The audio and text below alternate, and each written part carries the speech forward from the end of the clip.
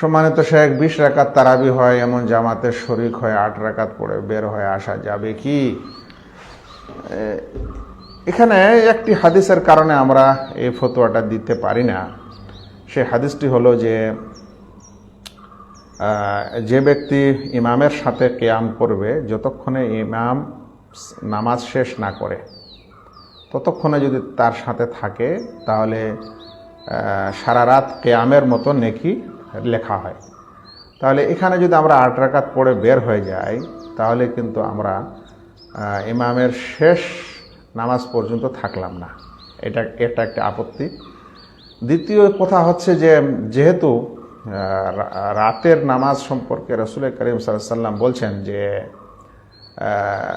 সালাতুল লাইলে মাসনা মাসনা, রাতের নামাজ 2 রাকাত করে পড়া নিয়ম।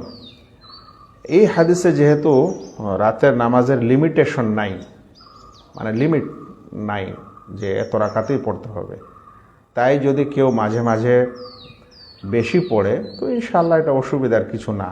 এটাই আমাদের অনেক ওলামার মত। তাছাড়া কি বলে যে এমনিও সালাতুত তারাবির সম্পর্কে যেটা ওলামাদের মত রয়েছে, গবেষক ওলামাদের, সৌদি ফতোয়া বোর্ডের, সেটি হলো যে যেটা আয়েশা রাদিয়াল্লাহু তাআলা আনহা বলেছেন যে তিনি রমজান এবং রমজান ছাড়া অন্য সময় 11 রাকাতের বেশি পড়তেন না। এটা হলো উত্তম নীতি, এটা উত্তম। কিন্তু কেউ যদি এর চেয়ে বেশি পড়ে নেয় তাহলে এটা অনুত্তম হবে, কিন্তু নাজায়েজ হবে না।